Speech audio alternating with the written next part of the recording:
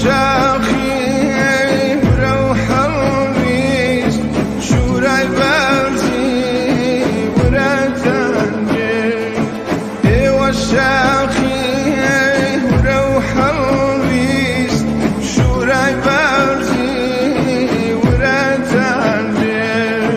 بعدو بارم قلالي خير هردي جيا نقرتكم قردلولي لازم وزور دي سرچاوما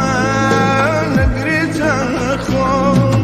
قردلولي لازم وزور دي سرچاوما نقرتكم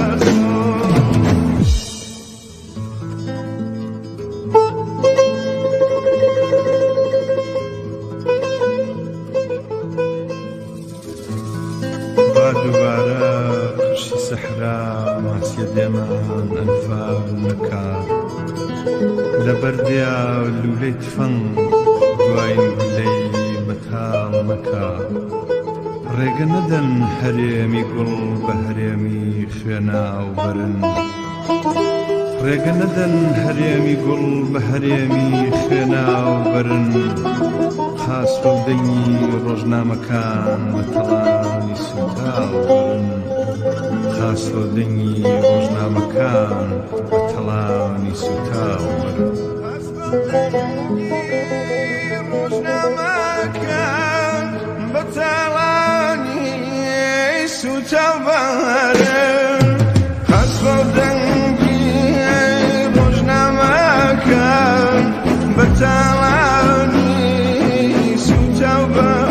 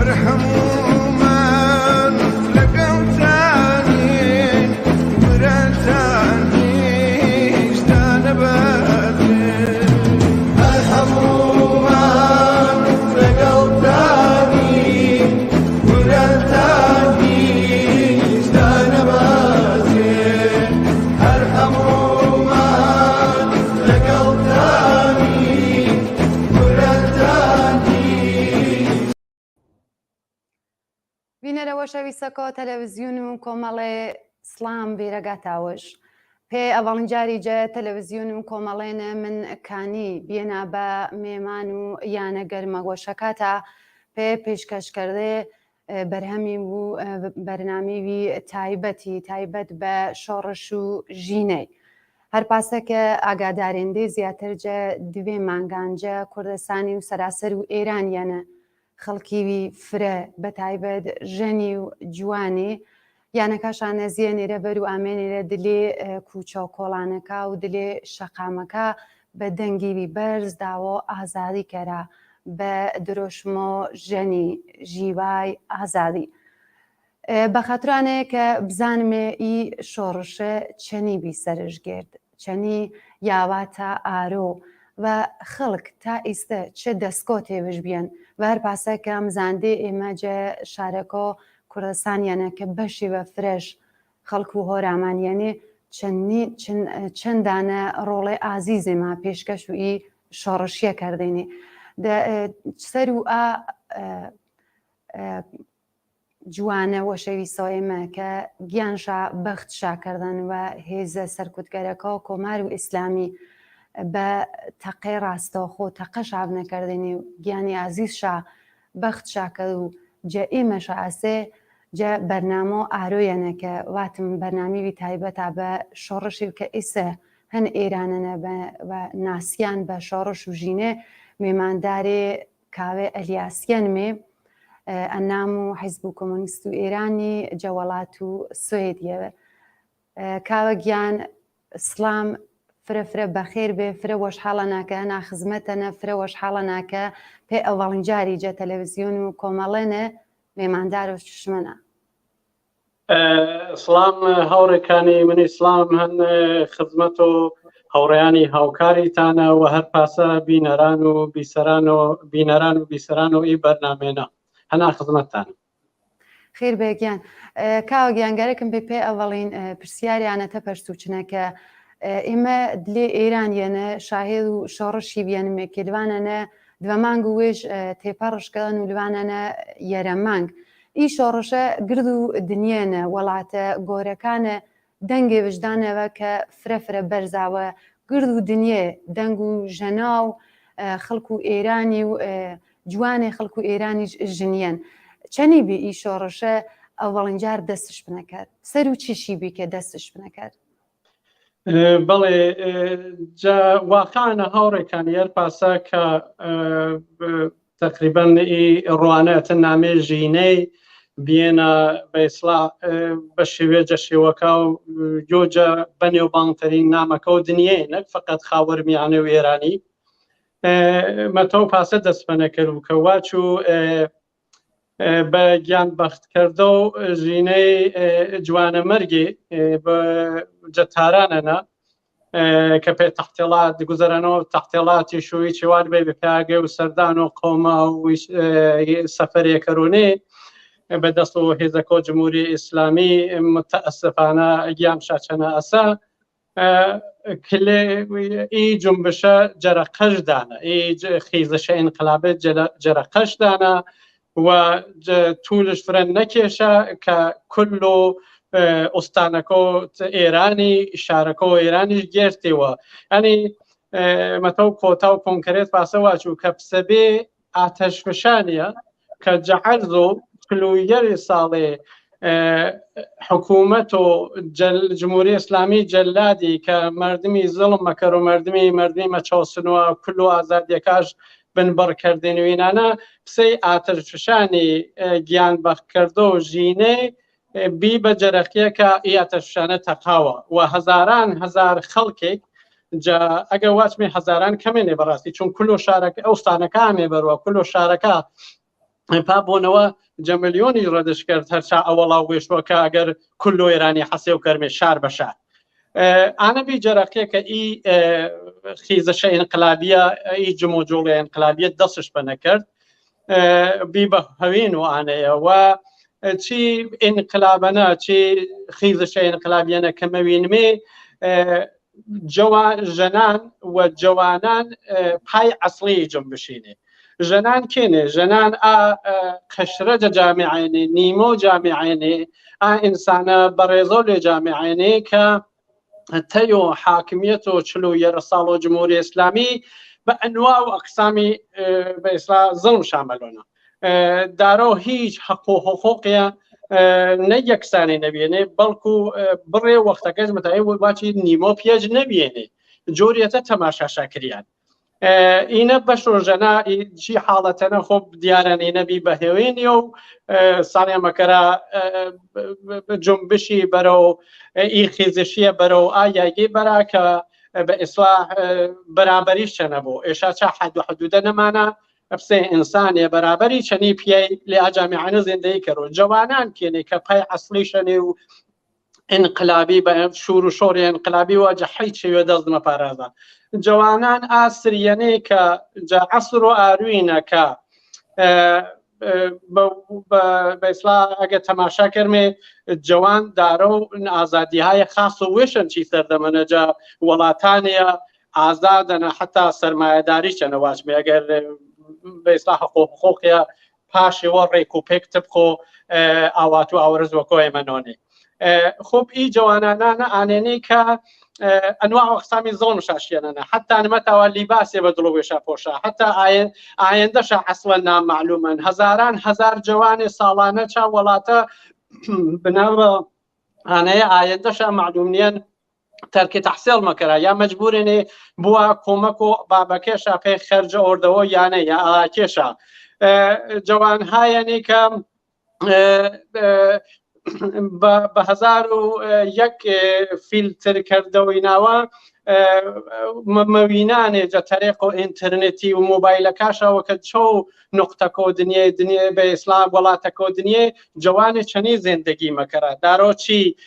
سەبک و زندگیێنێ هیچی وانە مەوینا وەختی حدێقەلی یەرە چوار تەناقوزە کە نامێن بەر کە بەویناش بوو زندگی وێشاچەنی جوانایتر جە یاگایەتر خۆ مۆ بە هەوێنیە کە گیان بەخکردۆ ژینەی وەشەویسی ئێشێج مەتەقنوە یعنی ئێشێج مەتەقنوە میا بە خیابان بە جەرەقیەمەوەنێ پێیانەیە کە پتاوە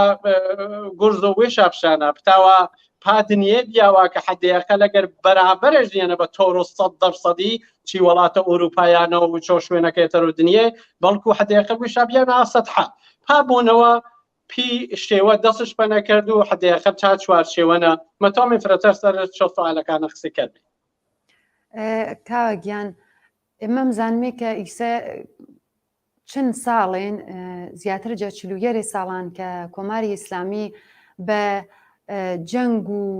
تۆتەچنیە بین و کورد و فارس و لۆڕ و تۆرک و عەرەب و ئینیشا کە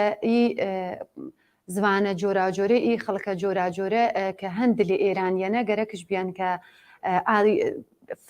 فاصلە زوو بێنشاوە ویش بتاونە حکوومەت کەرۆنە ئێستا ئێمە بینمێ کە جەگرد و ئێرانیەنە هەرجە کوردستانەوە تا سیستان و بەلوچستان و زاهێدان و تا ئازەربایجان و تاران و گەل لێوەنە یەکدەسێ بێنێ یەکدەنگێ بێنێ ئیچی تولو چلو یەرێ ساڵانە سیاسەتیش هەر پاسەبیەنە کە بێن و کوردی یانێ سۆرانی زمانی و هۆرامی زمانی فاصلەی بزۆنە بە وەشکردە جۆکا مەتەڵەکە خولاسە بین و کوردی سۆرانی زمان و هۆرامی زمانیش فاصلەی بستن ئێستا ئێمە کە گرد و ئی زمانە گرد و ئی خەڵکە جۆراجۆرا بە زمانهاوی جۆراجۆر درێ گرد و ئێرانیەنە یۆ شاگیرتەنەوە من گەرەکمە ئارۆ من و تۆ پاسە قسەی کەرمێ کە ئەگەر کەم و کۆڕی و ئەگەر دڵێ شێو هەن بین و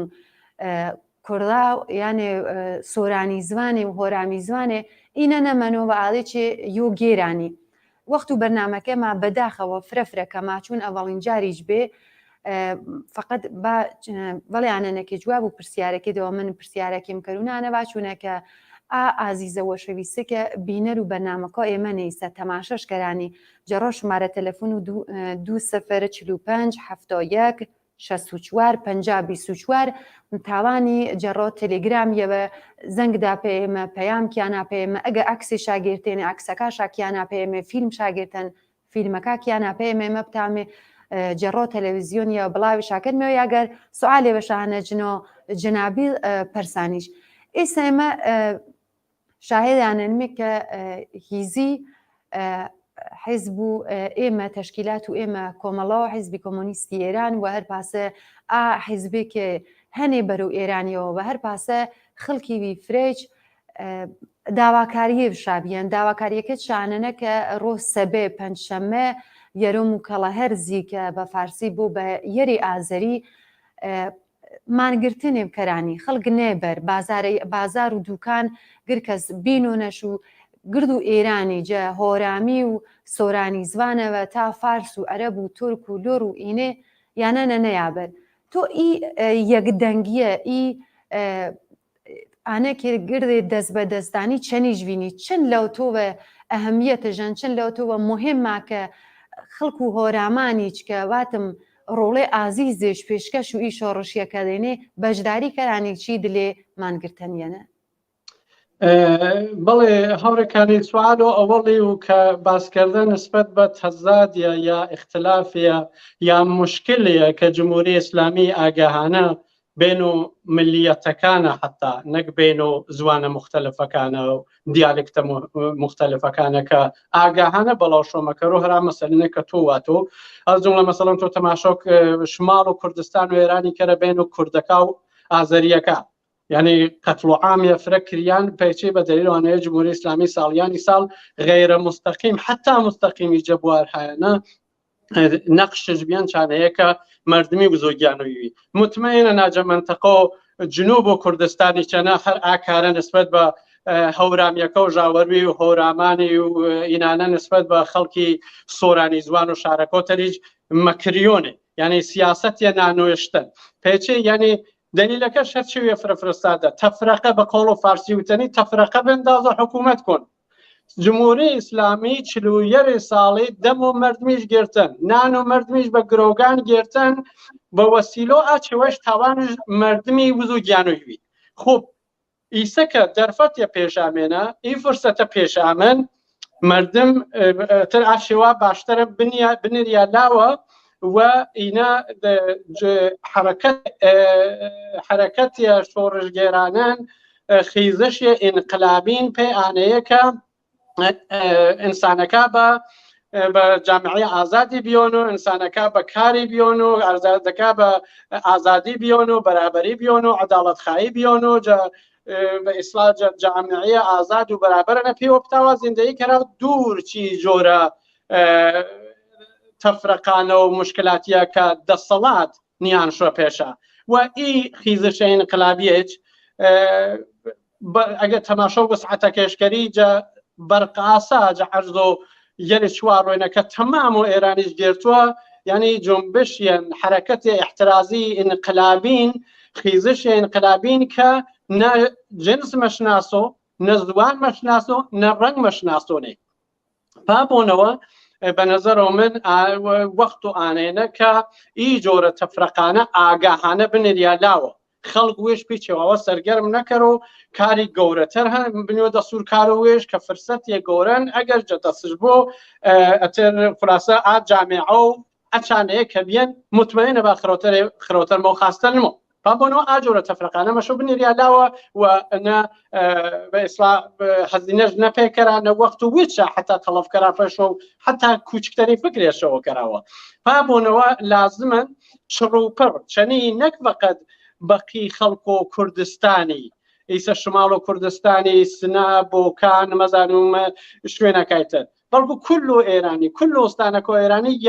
يقدن بيابرو والسعي كرا كله رنجو مشقتكو إي انقلابيا پیو تقسیم کرا پیچشی پیانه بیاوا زندگی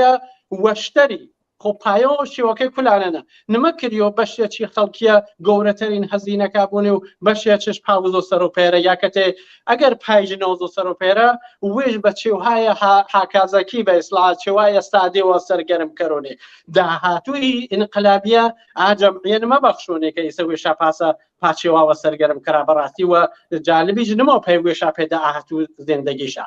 وتشكيلات وإيماج هالباسة وإشارة منكر كومالا سازمان وكردستان وحزب كومونيستي إيراني بنا بجايقاية اجتماعية سالياني سالي كبدس جوردينا وبايو إي بدس أوردو جايقو اجتماعي توديتشا سريا كاريني كرديني شو توانج جنبشو انقلابي برونه بابونو یاگه اطمینانی نک حج کردستان نو جمنطقه و ما بسر جاور و هورامانوی نه بلکه حتی جمناطقی فارز نشین نه هر بنا سیاست‌های دروسی جنبش برابر بردن طرفدار و جنابیان جوانابیان حقوق و برابر و ملیت‌کابیان کلی چوا خوب حزب یا وجنامن سازمان یا وجنامن و تا یاگه کریا بونه و حتی بکمترین هزینه و توانش جنبش و انقلابی کردستانی برابر و ایسا قولش هول مالین پیکاری گورتری ای کار گورتر که جسراسر و ایرانی چنگ جواگیر و خوب بستگیش به همت و خلقی هن براسی ئێمە هەرچەند حزبی وەژنامێ بۆ مێ و کارهایە گۆڕێما کردێ با و کە معلومە نەتە پەروەندەکەشمە هەن و خەڵکمەتەوە ئاوڕشەنە بۆ یا دەمەودەمی حتا ئەگەریش نوانی ئابووشاوە دەمەودەمی تاریخچە لوان بەڵام حتا کە ئەگەر ئێمە ئی کارە گۆڕێشمانە کردێ با تاکە تێ خەڵک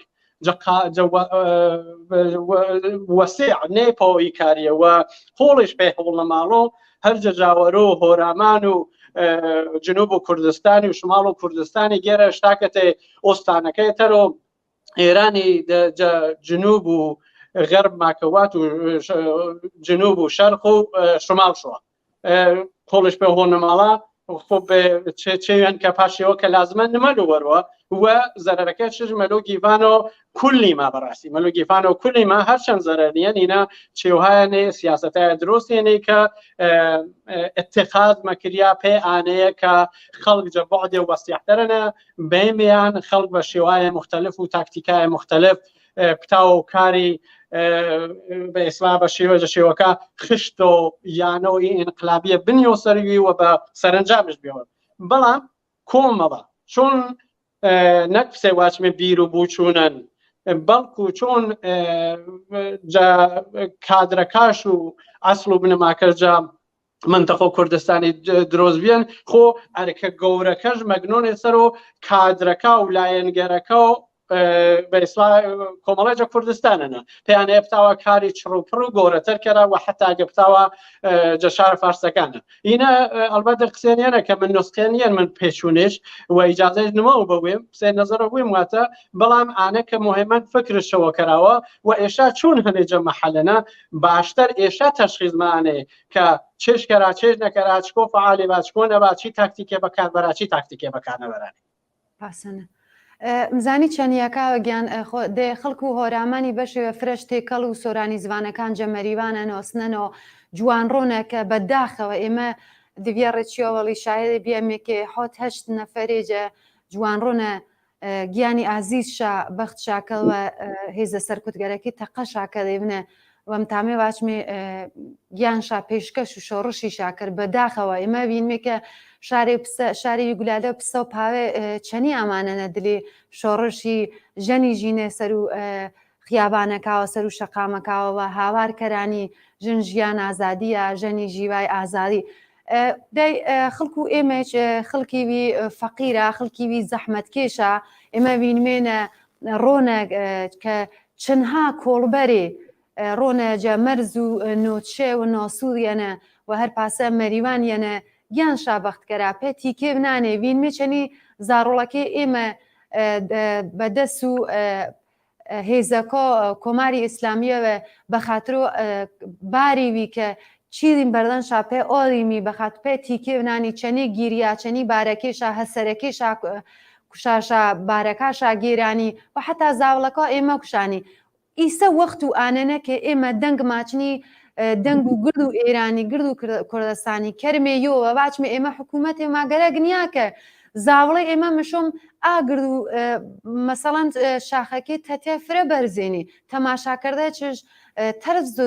دڵ و بنیامی وەلی زاوڵێ ئێمە مشۆم پاکەشە سەختەنە بارێ گێرا کۆڵی بەرانی پێتی کێ بنانێ منیش وێم چیگە داوا کەروونە جە خەڵک و هۆرامانی ئی کورد و ئینە سۆرانی زوانە ئانە هۆرامی زوانە ئانەیە بنیە مێوەلا ئێمە گردێمە پێوەرە ئینسانێن مشۆم یەک دەست بەدەست وێنترینی دەمێ تا بیامێ بە یاگێوەکێتر زاوڵەکەیمە ئاکارە خەتەرناکانە کەرا پێتی کێونانێ زاوڵەکەی ئێمە چەمەڕۆوانەیە نەباکێ تاتەشە ئەگەر ملو کۆڵبەری یا ئەگەر ملو یاگێوە جاڵەکەی ماخرابێنێ وێرەگا تەمەڵارێ نیەنێ بەیاوە چون یا تلێ بێنێوە یا دلێ کۆڵبەریەنە کوژگەێنێ یا سەر و مینیەنە لوێنێ مین تەقانەوە دەست و پاش ئاقرتیان یا گیان شاجە دەست شادانیا چەمێشا کۆری بێنێوە کۆڵی چێوێکێ دلێ منتەقا ئێمەنە دلێ هۆرامانیانە هەن کە خەڵک و هۆرامانی فرە زیاتر جا خەڵکی سۆرانی زوانی بە نەزەر و من مەحرومتەرا و فرەتەر کۆماری ئیسلامی ئاگاهانە دوورش بسێنێوە جە ڕێفاهی و جە ئەمنیەتی و جە حەچی چێوی هەن کاوە گیان وەخت و بەنامەکە مافرەکەمە من جارێتەر داوا کەروونە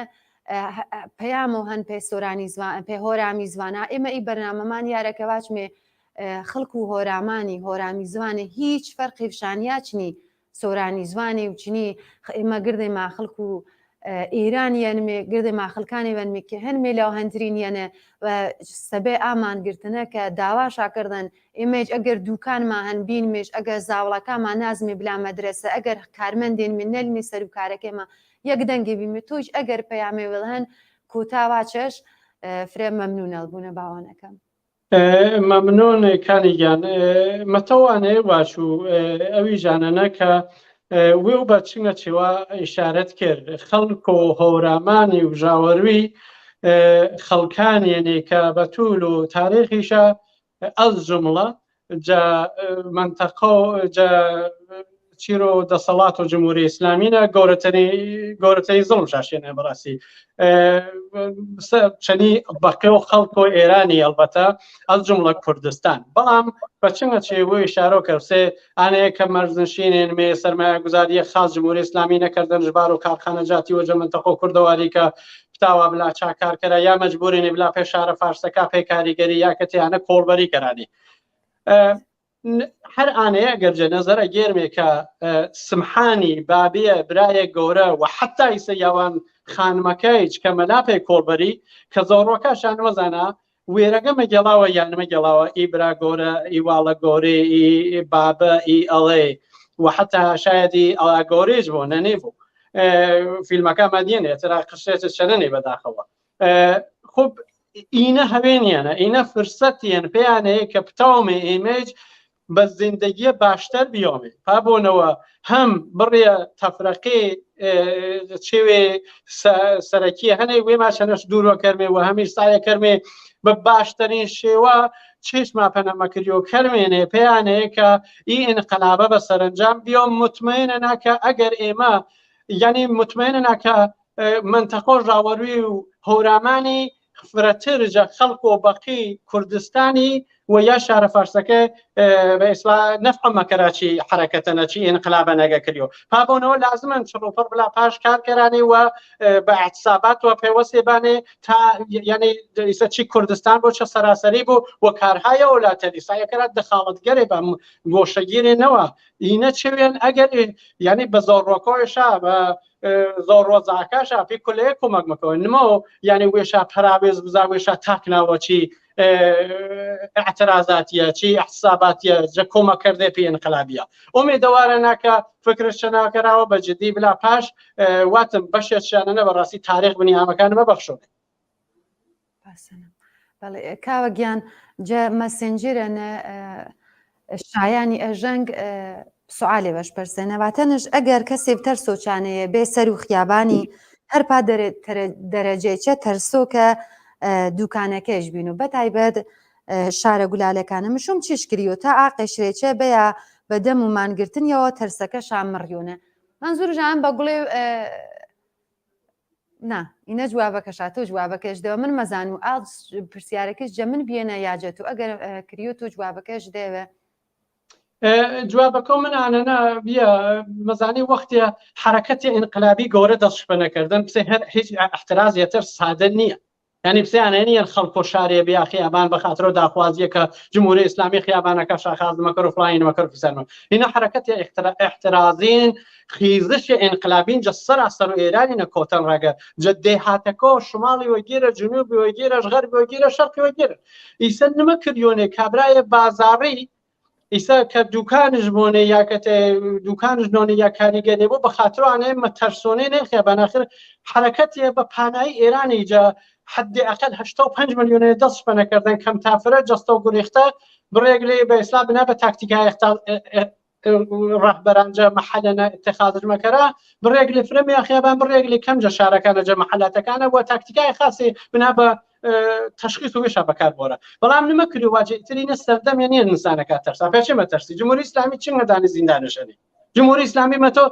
چنگە نیروش هەن کە کلوینانە کشۆنێ تەماشا کەراتر ئارۆ ئاعترازات یاوان یا یەکەس داڕوویە تازە پاشگردن مەتۆ واچۆ ئەڵا بابە ماچۆ مەرگ بەر دیکتاتۆر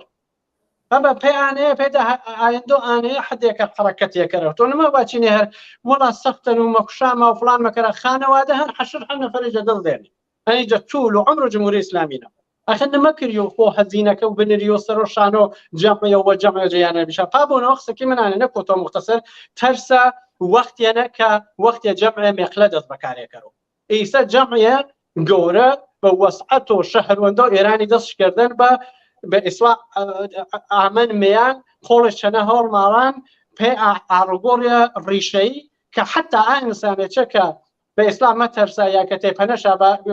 بإصلاح جوريا تر مبارزة شافنا باشن وقته أنا إني وقته أنا إنك بيا هم رهبة كومك كراني يادو كشني نمتاوي بلي خيابان ك بإصلاح شعاري بلاي بس عامر دنيا جيفاني باركري توني وفرج بيني نمزابرية كاري كريني نمتاوي دوكانا كشو بيني أنا هيج معناه ترسينيا أنا معناه أنا ك بإصلاح جرا كونوني ك جم مقدار بإصلاح درامد الرجاني كهنو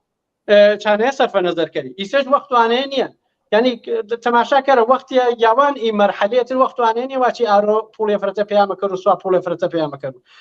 بس زندگی سالم و آزادانه نگوید سه دوکانداریه که شاید میان سال بی شاسن سالی پنل چنلواو بس آیندوز نوکت کناچزاکت پرزاکت همساک زورو همساکت فلان کسی اینانا فکر کروا تو شاید آرو 100,000 کمتر به دزبارینه بلام دهاتو جامعه هنگرو آنینه که تو اعتصاب کردی یا بلی اعتراض کردی مشو یعنی کنینیش باشتر به دهاتو جامعه و آن اصلیه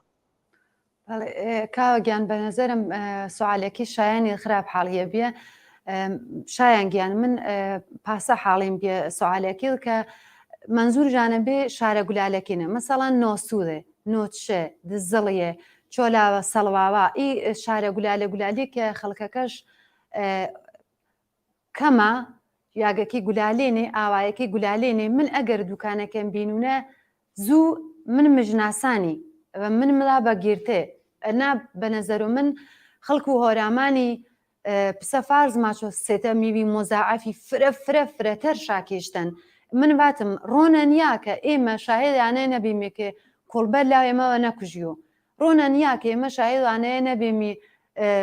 ڕانندێ بلاو ئێمەوە تل نەبووە ماشینەکەش تل نەبووە وەویش و مۆسافرەکەش گیان شاجە دەست نەڵانی ڕۆنە نییە لاو ئێمەوە بە ئەنوا و ئەقسام و اتفاق ناوەشە کەسێ ئێمە گیانشە جەهۆرامانە نەجە دەست نەڵانی منێ بە نەزەر و من هیچ کەس نییە ئەنۆ هۆرامیە گەرەکش بوونە چی وەزعی نەجاتش بوونە بەڵام ئانەنەکە زەرفیەتێ کە شارە گولالەکێوە ئاوایەکیان شانەنەکی ئێڵێم تاوا بلا شەوە شەو بلا لەو هەنترینی من مۆلا تۆ کاوە گیانێمە دوێ دوکاندارێن من و تۆ ملمی لەو دانێ تەری پێوەرە قسەی کەرمێ کە ئەگەر ئێمە ماچۆ یەکدەست دەنگژ نییە بە گوڵێ بەهارن مێ مشۆ گردێ ما پێوەرێ بەدوە دەسێ چەپڵی تەقنیە ئێمە جەمی بیمێوە شەوێ بە پێوەرە قسەی کەرمێ سابی دوکانەکە ما بینمێ ئەگەر 5 نەفەرێ نەبیمێ 5 نەفەرەکە بیمێ بە 30 نەفەرێ بە 30 نەفەرەکەەوە 30 دوکانە هیچ شاپنە مەکری وەلیم ئەگەر من بوونەوەیم تەنیا بوو ئەرێ تەرسونە چی وەز ئەخرابێنە گێرانیم کێژە نوزاوڵەکەم وێکەرۆنە کێک بیا و شاپۆرێ پۆکی ئێمە گردەی ما پێوەرە ئەگە مشم بلمێ سەردان و هەنترینی کەرمێ ئیسە گوشیە هەنە ئینتررنێتان پێوەرە قسەی کەرمێ پێوەرە جەمێ بیمێەوە گردەی ما پێوەرە چا شارە گولالەنە چا ئاوایە گولالەنە دوکان و بازار مەکەرمەوە یانە نەمەزیە مێرۆ ئەگەری ژڕێ ئا شارە گولالێکی ئامەی سەر و خیابانی هەر پاسە کەرمێ گردەی ما پێوەرە بەڵێشانە قسەی کەرمێ گردەی ما دەست نێمێ کارەکەەوە تا منی چیوادارە ناکە نەتەنیا خەڵک و هۆرامانی و کوردستانی بەڵکو خەڵک و گرد و دنیەوە خەڵک و وڵاتە هامسایەکە نەجات شابۆجە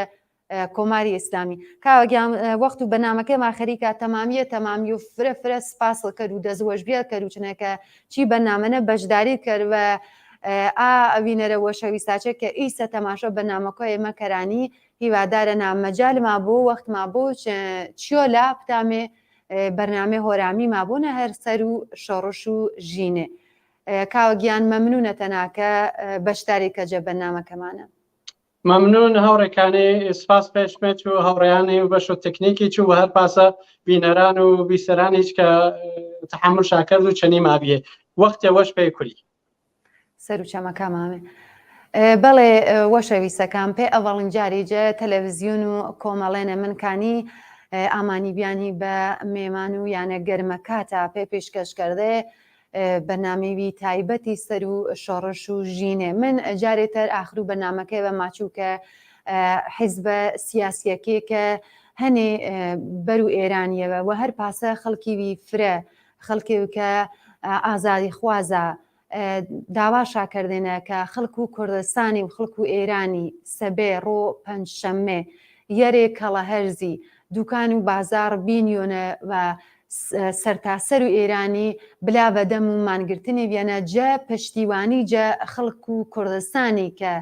هۆرامیەکیش هەنێچنە و هۆرامیەکی شۆڕشەنە ڕۆڵێ ئازیزێشا پێشکەش وی شۆڕشیشا کە دێنێ با گردێ ما پێوەرە یەکدەنگێ بیمێ یەکدەسێ بیمێ و سەبێ پێشوازی کەرمێکی مانگرتنیەنەوە و واچمێکە خەڵک و هۆرامانی و خەڵک و کوردستانی تەنیانیەنێ خەڵک و ئێرانی گر هەن شاچنی و ئێمە کۆماری ئیسلامی ماگەرەگنیا کۆمارێکە هەر ڕێ ڕۆڵەی ماگیرۆچنە فرەفرە دەزوەش بێ تاکەروچنە کە تا ئیسە چنی بەرنامەکۆ ئێمەچنی ئێمە بێدێ تا جارێفتەر و بەنامیوی هۆرامی تر هاگاتاوی تا بوو بە هیوە سەربەرزی ئەڕا دژمن ئاگرم داوڵ شڕیان داگرم لە ڕێ خەبات حازرم ترس لە دڵم ناگرم ئەڕا دژمن ئاگرم داوڵ شڕیان داگرم لە ڕێ خەبات حازرم ترس لە دڵم ناگرم چاوم لە خوار هەڵاتە دڵم